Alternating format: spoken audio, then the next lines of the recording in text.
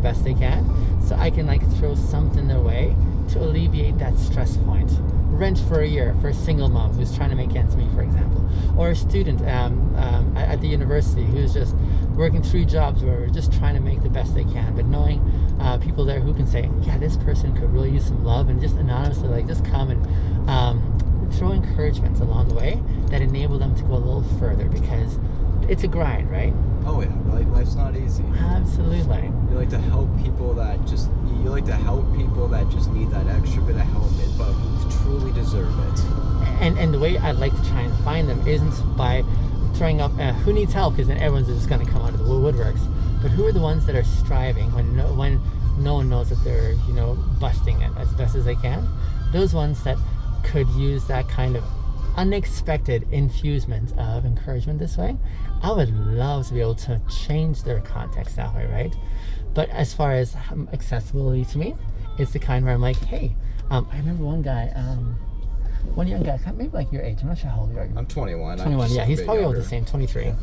He says to me, man, I'd like to hang out with you. I said, hey, great, but you need to know 2 things. If you're going to hang around with me, number one, it's free, but then it's also super expensive. Free in the sense that I don't discriminate.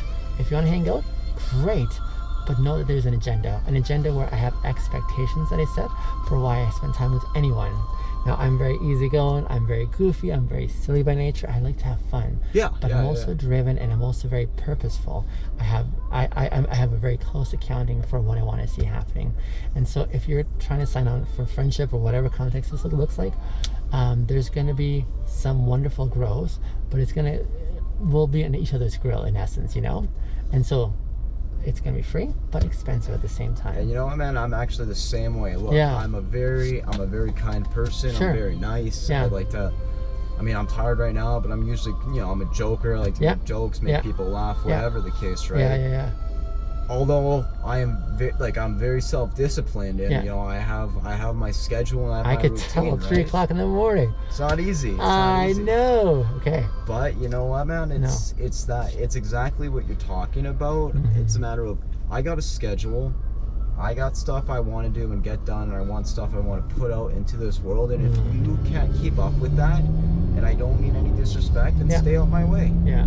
Don't drag me down because you want to try and do whatever you want when you say you're going to follow my schedule, because I got a schedule, and I got a purpose that I'm trying to fulfill. Sure.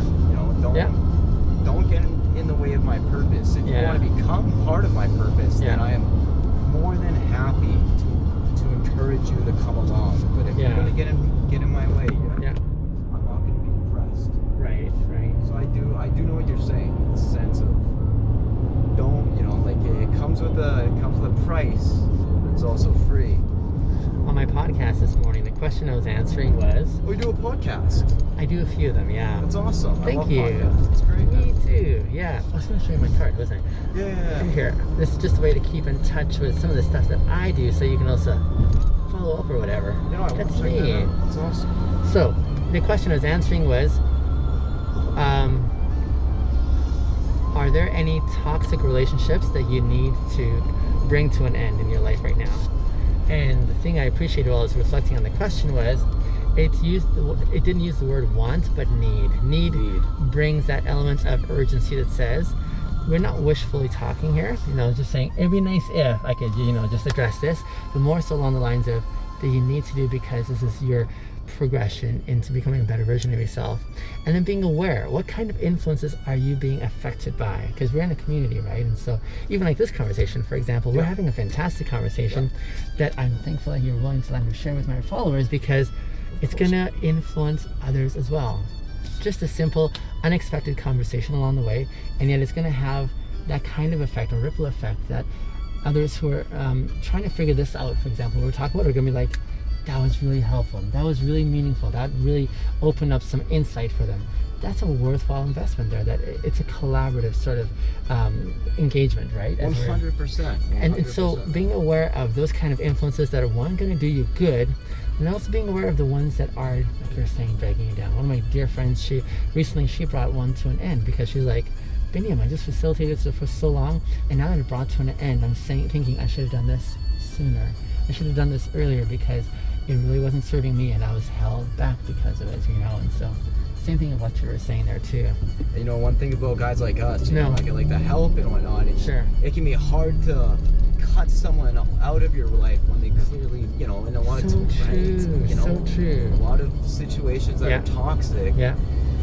You're generally the one helping them, and they're not helping you. But unfortunately, when you're like us, you know, you gotta learn to cut those out with having that emotional connection to, like, man, I did not want to do that. Now I feel bad, but part of that conversation is deeply steeped in how does one draw their boundaries, be aware of the boundaries that they're drawing, implement those boundaries and the consequences of those boundaries, because for most of them they're guilted into, manipulated into these settings where they continue to enable and coexist with these influences that for years, for some of them, they're just kind of gripped.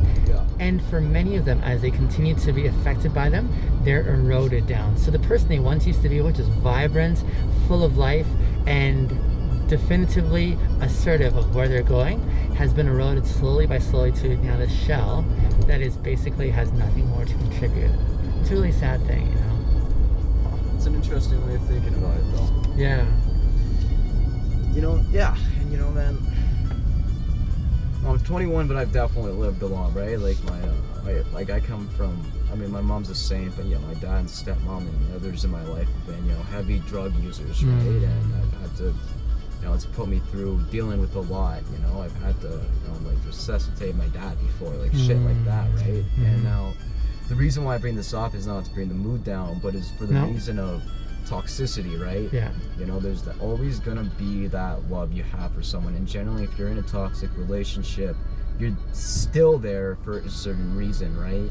And you know, recently I've really started excelling in life because I had a lot of people in the past that I kept hanging on to because, you know, they're users or whatever the case, and I sit there like, man, you can get sober, you can do this, like, you can get healthy, you can be this and you can be that. But there's, and now this is tying into the boundaries portion, you gotta know when to draw the boundaries, because there's always gonna be that wanting to help, and there's always gonna be that endless feeling of wanting to help, but you gotta create the actual boundary in the relationship. Otherwise, you know, like in a lot of relationships I've had, even though I'm not in a situation where I'm sitting there all left up on the couch or whatever, I'm now sitting there and trying to deal with that person. I'm now sitting there and trying to help someone when I could be helping, say, not necessarily myself, but helping myself help others that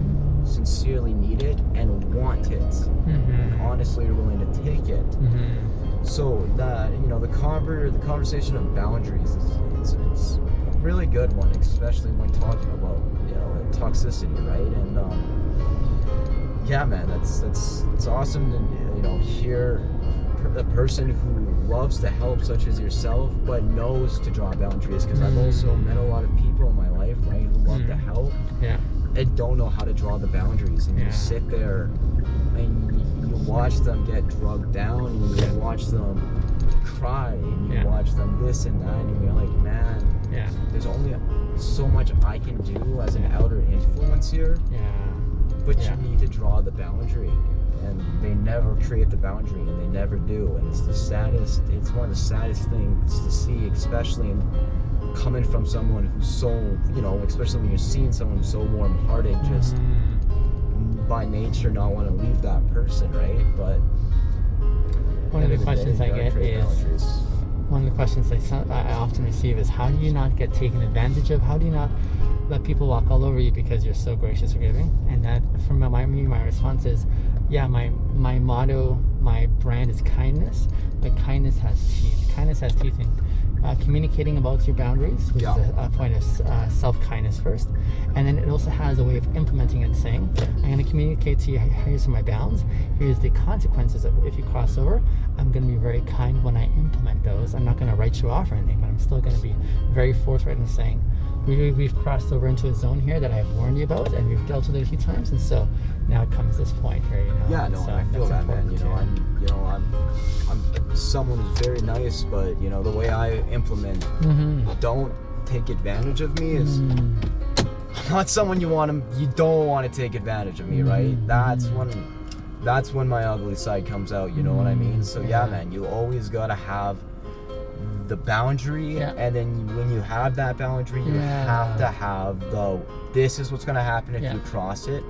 So don't take an inch and go for a mile. Right? Exactly. I don't know if you do the handshaking. I do, here.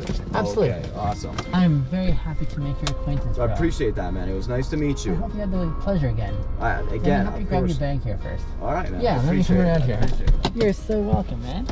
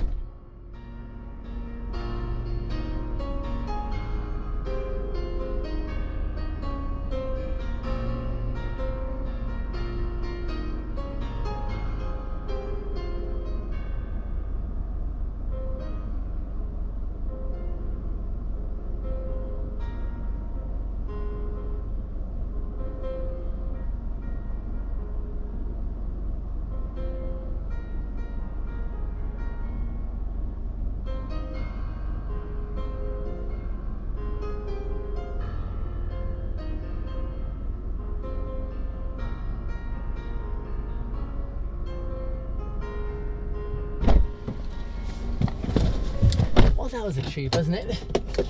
That, ladies and gentlemen, was Jet. He is quite an astute and intuitive